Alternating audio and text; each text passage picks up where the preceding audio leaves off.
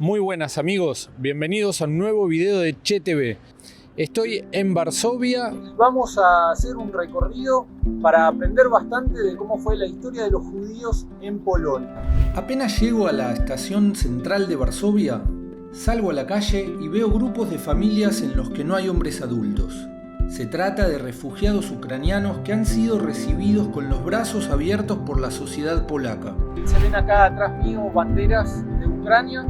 Las expresiones de solidaridad con Ucrania aparecen por todos lados. Un vendedor callejero ofrece banderas ucranianas junto al Hard Rock Café, recordándonos que la historia no se detiene jamás y siempre, siempre deja huellas.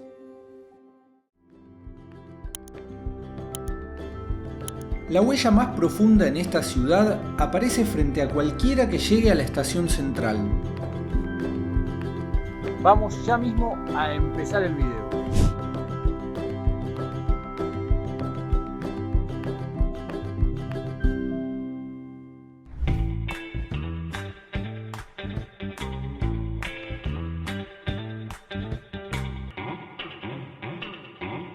Estoy en Varsovia, en la Plaza de la Constitución. En algún momento se llamó Plaza de la Constitución de 1951, pero después con el tiempo le cambiaron el nombre porque la del 51 fue la constitución que alineó a Polonia con la Unión Soviética. Y hoy vamos a visitar lugares de esta hermosa ciudad en los que hay construcciones características de un estilo arquitectónico en particular, la arquitectura del realismo socialista. El realismo socialista fue una corriente artística que se expresó también en la arquitectura, surgida durante los años del estalinismo. Tenía un antecedente en lo que era la literatura, que se había enfocado en contraposición a lo que era el arte de los zares. Había surgido una literatura enfocada en la vida del hombre simple, de los campesinos. Uno de sus exponentes era Máximo Gorki. Y los soviéticos de alguna manera recuperaron esa línea para centrarse en la vida de la clase obrera. El nombre realista tiene que ver con que querían mostrar al hombre en su vida real. Por supuesto que el hombre real que mostraba el arte soviético, para el cual había una academia oficial y estaba estipulado lo que se podía hacer y lo que no se podía hacer, era un hombre que apoyaba al régimen soviético. Empezamos en este bulevar llamado MDM, después vamos a ver también un barrio llamado Muranov, que está construido en lo que alguna vez fue el barrio judío, que quedó completamente en ruinas después de que los nazis demolieron hasta la última casa después del levantamiento del gueto de Varsovia. Y por último vamos a cerrar visitando el Palacio de Cultura, que es uno de los rascacielos construidos según el modelo de las llamadas Siete Hermanas, una serie de rascacielos construidos en Rusia.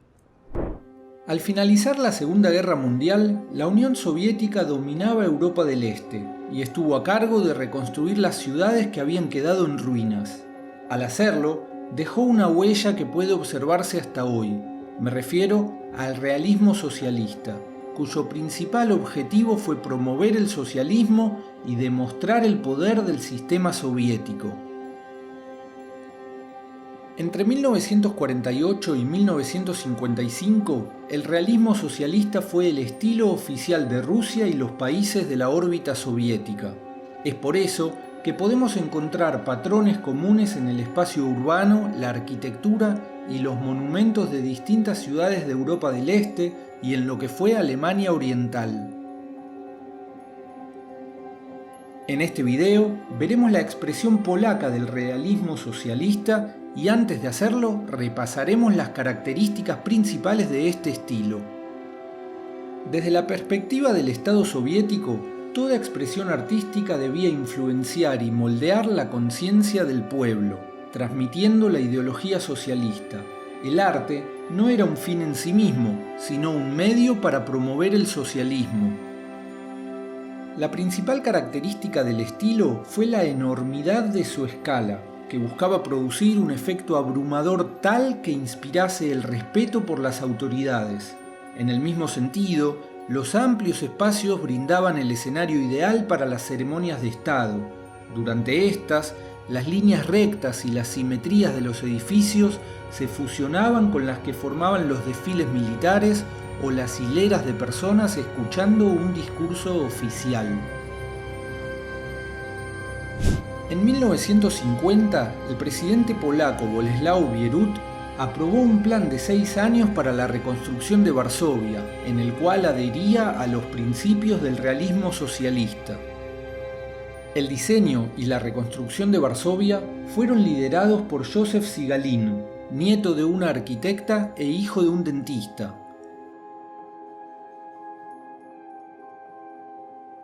Provenía de judíos integrados a la cultura polaca. Se ha dicho que fue un enamorado de Varsovia y que dedicó su vida a reconstruir esta ciudad. Se sumó a las filas del comunismo desde joven y se refugió en la Unión Soviética cuando los nazis invadieron Polonia. Combatió en el Ejército Rojo y en unidades polacas, consolidando así sus contactos en los círculos comunistas. Recién cuando hubo terminado la guerra, pudo concluir sus estudios universitarios de arquitectura. Entre los miembros de su equipo hubo otras figuras con biografías fascinantes. Por ejemplo, el arquitecto Stanisław Jankowski había sido un agente especial al servicio de los británicos, nada más ni nada menos que un miembro del Special Operations Executive, creado por Winston Churchill para infiltrar las líneas enemigas.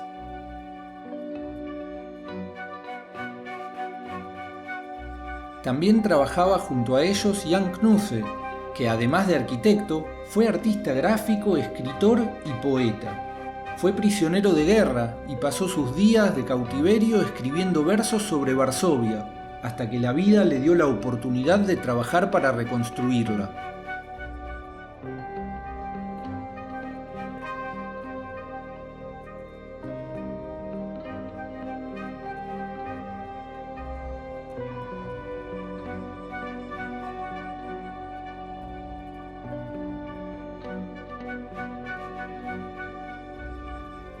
Ahora que ya sabemos lo básico sobre el realismo socialista y sus constructores en Polonia, vayamos a conocer sus obras.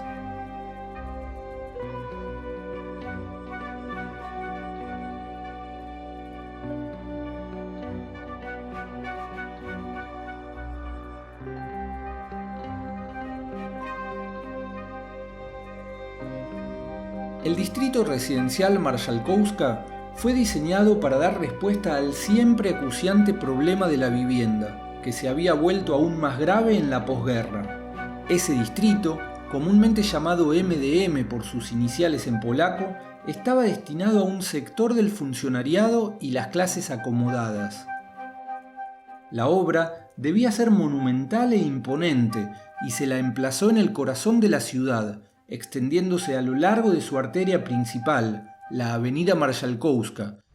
Esta avenida, Marszałkowska, se llama así por el mariscal Pilsudski, héroe nacional de Polonia, quien obtuvo la victoria en lo que se llamó el Milagro del Vístula, luchando precisamente en contra de la Unión Soviética.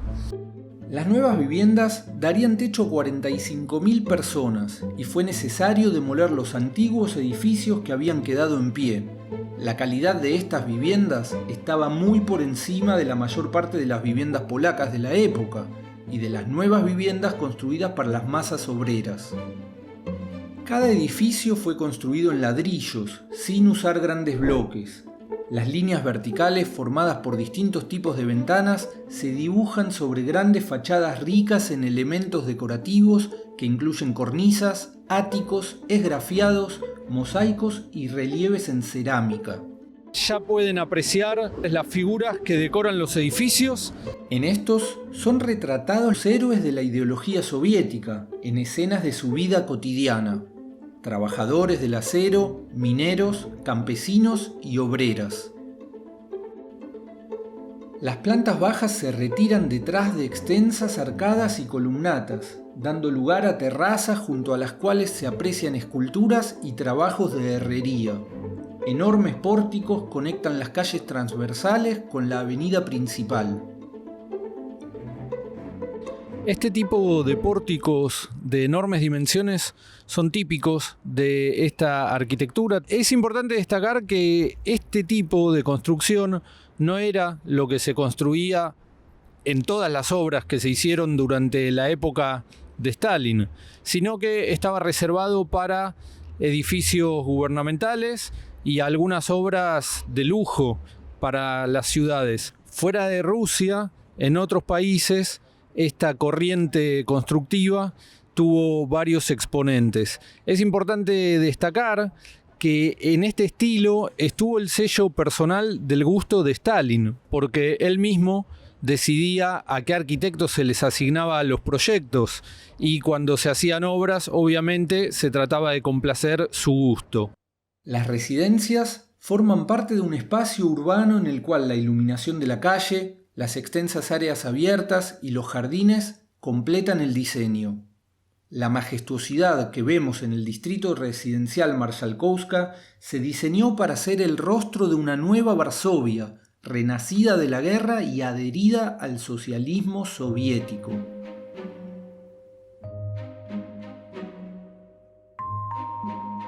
Este distrito es uno de los dos máximos exponentes del realismo socialista en las capitales reconstruidas bajo la égida de la Unión Soviética.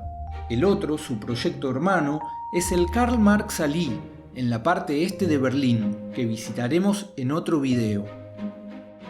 Es importante acá contar y entender que los primeros 2 años, desde el final de la Segunda Guerra Mundial, la Unión Soviética todavía no estaba en condiciones de ejercer el control sobre Polonia. De hecho, el principal partido político era el Partido Campesino, que no estaba alineado con Stalin, ni con la Unión Soviética, ni con el comunismo. Aquí el Partido Comunista era débil y le llevó 2 años a la Unión Soviética ir destruyendo al Partido de los Campesinos, lo mismo que a las fuerzas nacionalistas que quedaban, que habían combatido a los nazis, y el tiempo que le llevó ir organizando una policía secreta, al Partido Comunista y demás. Así que recién en 1947 se llevaron a cabo unas elecciones en las cuales supuestamente el pueblo eligió el camino del comunismo. Y después, en 1951, tuvo lugar la Constitución, en la cual ese camino quedó sellado. Nos vamos ahora a conocer el distrito de Muranov. El valor artístico y estético de la arquitectura del realismo socialista continúa siendo objeto de debates, pero no existen dudas respecto de los aspectos positivos y la funcionalidad de sus barrios de viviendas populares. Estas viviendas formaban parte del diseño urbano y, al igual que las construcciones monumentales, contaban con grandes plazas, avenidas y espacios verdes que facilitaban la circulación y contribuían a la calidad de vida de los residentes. Muranov es un vecindario que se extiende desde el downtown hasta el centro geográfico de la ciudad. Fue históricamente uno de los sitios de mayor variedad cultural y religiosa de Polonia, y durante el período de entreguerras, el 90% de sus habitantes era judío. Fue por esto que los nazis eligieron este barrio para encerrar a los judíos, construyendo murallas y estableciendo un gueto en 1940. La historia del judaísmo polaco y el gueto de Varsovia la trataremos en otro video, pero cabe decir aquí que los judíos se levantaron en armas contra los nazis, comandados por un joven llamado Mordechai Anilevich en 1943, y que para sofocar esa rebelión, los nazis arrasaron Muranov casa por casa.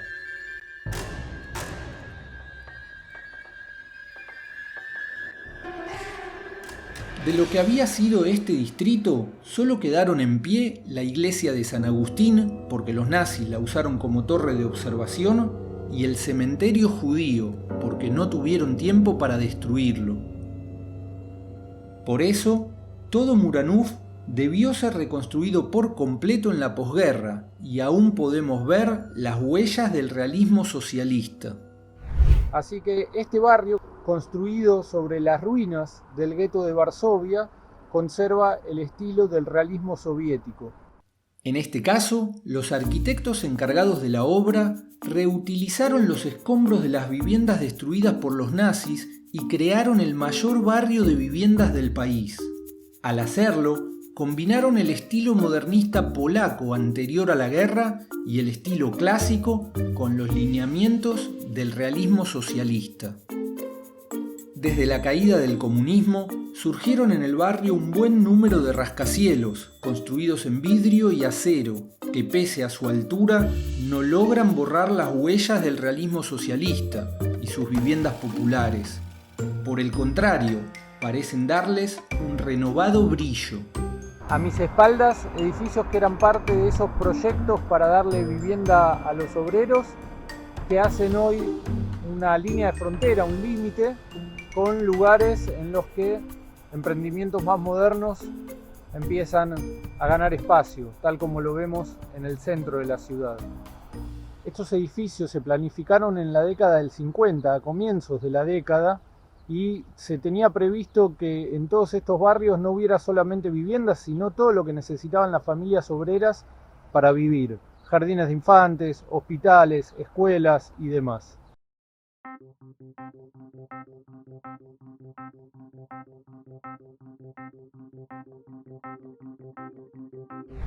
Desde acá se pueden apreciar distintas clases de edificios.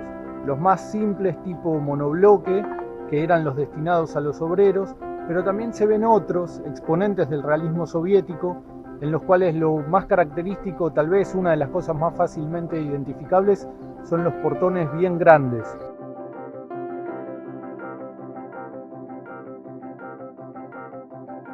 Y esta evidentemente era una de las plazas, destinadas obviamente a que estos barrios fuesen autosuficientes. Todo esto era también parte del barrio de los judíos antes de la llegada de los nazis.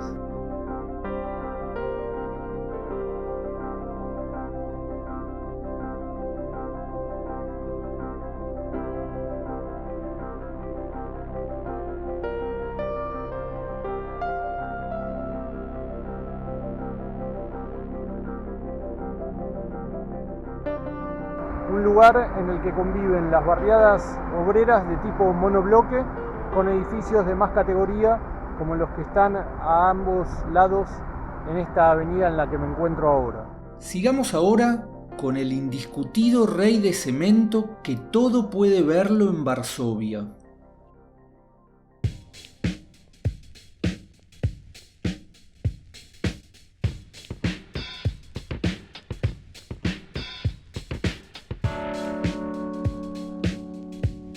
Bien amigos, ya llegamos al Palacio de la Cultura. Ahora me voy a acercar. A mis espaldas se lo ve como dominando la ciudad. Podemos verlo casi de todos los rincones, lo cual está bueno porque ayuda a no perderse si uno está visitando Varsovia. Ahora me voy a acercar y vamos a ir conociendo la historia de este edificio que en algún momento los polacos pensaron demoler y tirar abajo, porque sigue siendo un símbolo, un recuerdo de la dominación soviética, pero por suerte no lo hicieron porque es una obra arquitectónica realmente impresionante. Algo más de información sobre este lugar y tiene que ver con una de las calles que linda con esta plaza en la que está ubicado el Palacio de Cultura.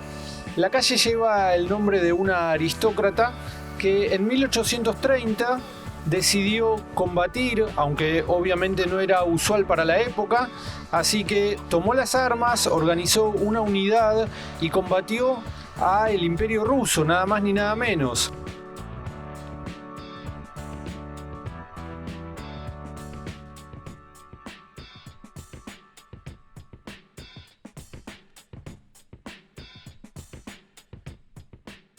Estoy al ladito del Palacio de Ciencia y Cultura y hay aquí un monumento al educador judío polaco Janusz Korczak, que se negó a entregar a los chicos que estudiaban en su escuela, en su orfanato, y se fue con ellos al campo de concentración cuando los nazis le habían exigido que los entregara.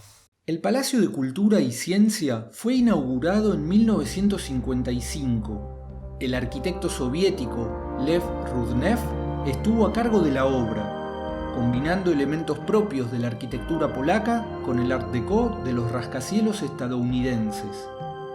Al momento de su inauguración, fue la torre del reloj más alta del mundo, destronada más tarde por una construcción en Tokio.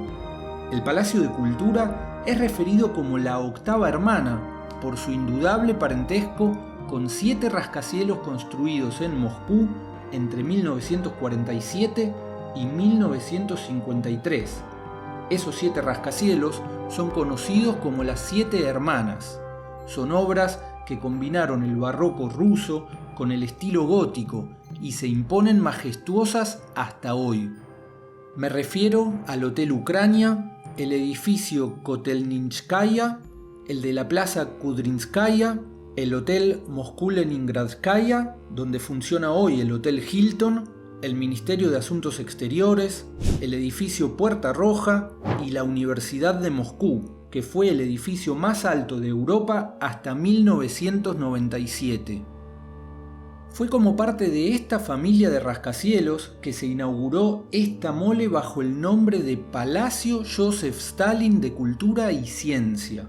El nombre del líder soviético fue removido del lobby y las esculturas de la entrada principal durante el proceso de desestalinización posterior a su muerte. La colosal obra se inició en 1952 y demandó 3 años de trabajo. Fue un regalo de la Unión Soviética al pueblo polaco y trabajaron en ella 5.000 obreros soviéticos y 4.000 polacos, que vivieron en un complejo construido especialmente y conocido como el Vecindario de la Amistad. Disponían de comedores, centros de deporte y cines. Pero no todo era color de rosas, y 16 de los obreros murieron en accidentes de trabajo. El Palacio de Cultura sirvió de escenario nada más ni nada menos que a los Rolling Stones en 1967. En esa oportunidad, los tickets se agotaron enseguida y solo fue posible conseguirlos para aquellos que tenían algún contacto. En el auditorio, diseñado para 3.000 personas, se apretujaron más de 5.000 jóvenes totalmente enloquecidos, porque nunca antes una banda extranjera tan importante había cruzado la cortina de hierro que separaba al mundo en dos. Fuera del edificio, los miles que no habían conseguido entradas protestaban furiosos bajo los palazos y gases lacrimógenos lanzados por la policía polaca. Hoy en día funciona aquí un teatro, un restaurante, distintas oficinas, cines. Su terraza en el piso 30, a 114 metros de altura, es una de las principales atracciones de Varsovia. La controversia respecto de lo que este edificio representa en la historia nacional no está cerrada y líderes políticos de importancia siguen expresando su deseo de que sea demolido. Entre ellos, el actual primer ministro nacionalista, Mateusz Morawiecki. Me gustaría preguntarles algo. ¿Consideran ustedes que una obra realizada en tiempos de violación masiva de derechos humanos, como lo fue el estalinismo, debe ser demolida? ¿Creen que se debe apreciar su valor arquitectónico y darle un uso provechoso para la sociedad? Pueden dejar sus comentarios y mencionar otros ejemplos de edificios controversiales en sus países. Hasta aquí llegó el video de hoy, espero que les haya gustado. No olviden suscribirse al canal, dejar un like o comentario que nos ayuda muchísimo a que siga creciendo la comunidad de CheTV. Un gran abrazo y hasta el próximo video. Chau chau.